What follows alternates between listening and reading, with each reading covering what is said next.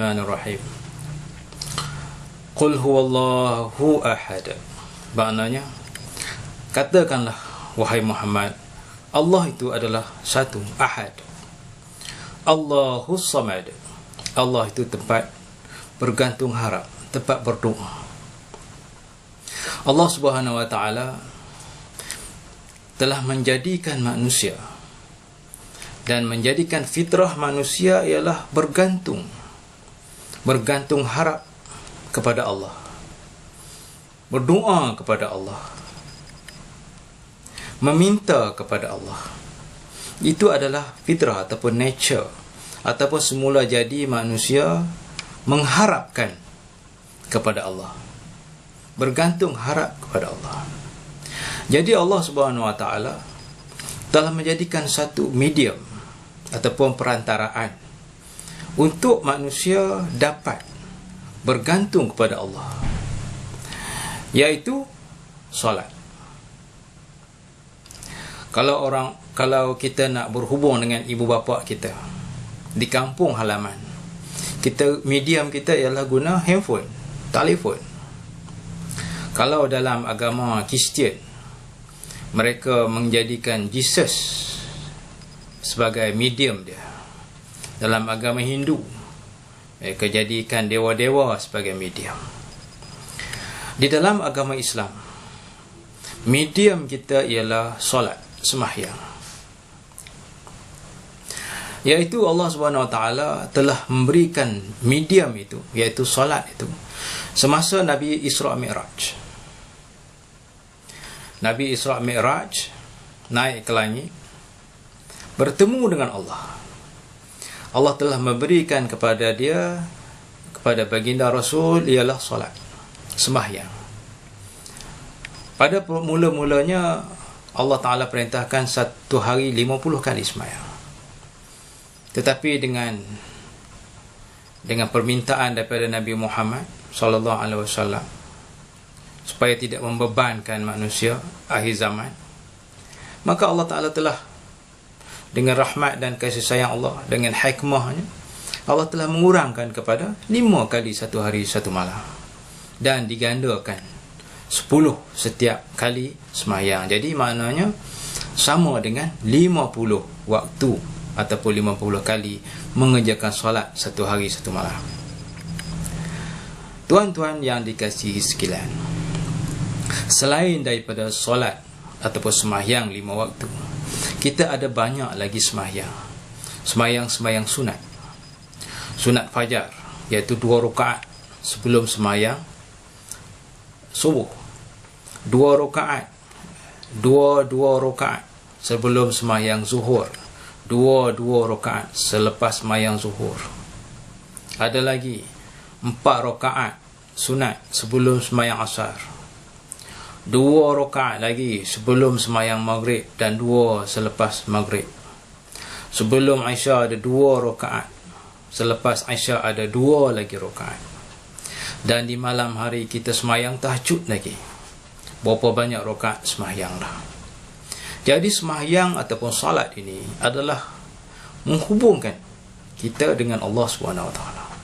Tuan-tuan yang dikasihi sekalian, semakin cepat kita menunaikan waktu, semakin cepat kita menunaikan solat ketika masuknya waktu, semakin rapatlah kita dengan Allah Subhanahu wa taala, dan semakin cepatlah doa kita dimakbulkan.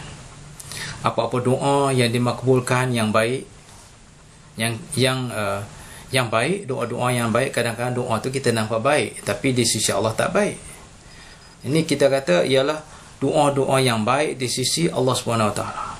Sesuatu doa yang kita minta pada Allah, hajat yang kita minta pada Allah, Allah percepatkan.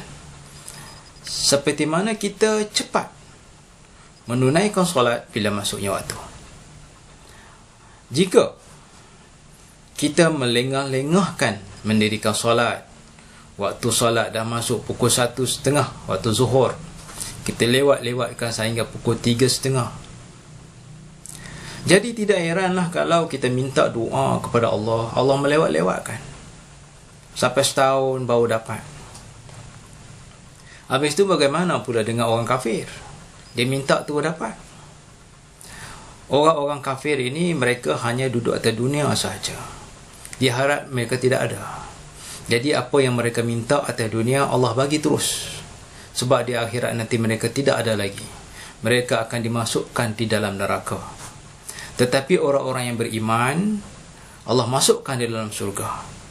Tapi oleh kerana mereka ini melambat-lambatkan perintah Allah, Allah Ta'ala melambat-lambatkan makbodoh. Tapi bagaimana pula dengan manusia yang mengaku Islam, mengaku beriman, tapi dia tidak mendirikan solat? Jadi maknanya apa yang dia doakan tidak akan dimakbulkan oleh Allah SWT. Sehinggalah dia bertobat kepada Allah, dia berdoa kepada Allah, dia mendirikan sembahyang, menyegerakan sembahyang. Bila masuk saja waktu sembahyang, terus mendirikan sembahyang. Jadi barulah Allah Subhanahu Wa Taala kasih kepada orang-orang yang macam ini. Dia kasih kepada Allah, Allah kasih kepada dia. Jadi biarlah kita mengerjakan solat ini dengan penuh rasa ikhlas, tanggungjawab kepada Allah Subhanahu Wa Taala. Syukur di atas nikmat yang Allah Taala berikan kepada kita, yang merupakan nyawa, yang berupa dengan rezeki, yang berupa dengan keselamatan, keselesaan. Kesemuanya ini adalah nikmat-nikmat daripada Allah Subhanahu Wa Taala. Allah Taala berikan kepada kita Islam. Dengan Islam itu kita dapat hidup dengan tenang. Dalam keluarga kita tenang. Di dalam masyarakat kita tenang. Apabila kita mengamalkan Islam, kita bersyukur pada Allah Subhanahu Wa Taala. Dengan kesyukuran itulah kita mendirikan sembahyang, tanda syukur.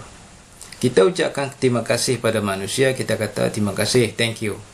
Tapi dengan Allah Subhanahu Wa Taala, macam mana kita nak melafazkan kesyukuran itu? Kita mendirikan solat. Kalau kita dapat satu nikmat, kita ambil air sembahyang, kita sujud syukur. Bacalah subhana rabbiyal a'la, subhana rabbiyal azim, subhana rabbiyal a'la wa bihamdi, subhana rabbiyal a'la wa bihamdi, subhana rabbiyal a'la wa bihamdi. Karena tanda kesyukuran kita pada Allah Subhanahu Wa Taala. Kita sembahyang 2 rakaat, tanda syukur pada Allah Subhanahu Wa Taala. Jadi semua yang kita solat ni kerana syukur. Mengapa kita menyegerakan solat tu? Kita bersyukur. Kerana Allah Ta'ala dah bagi dah banyak nikmat, kita bila saja masuk saja waktu, segerakan pergi mengerjakan solat. Dan semayanglah dengan sopan santun di hadapan Allah Subhanahu Wa Taala. Jangan cepat-cepat. Nak pergi ke mana? Kita duduk di atas bumi Allah Subhanahu Wa Taala. Kita semayang, kita sebut dengan sopan santun pada Allah Subhanahu Wa Taala. Kita berdoa pada Allah, ya Allah Tuhanku, redalah aku di dunia dan akhirat. Ataupun kita ambil doa seperti mana doa Nabi Daud alaihissalam. Ya Allah ya Tuhanku, jadikanlah aku salah seorang dari kekasih-Mu ya Allah. Sekian saja, wabillahi taufiq wal hidayah. Assalamualaikum.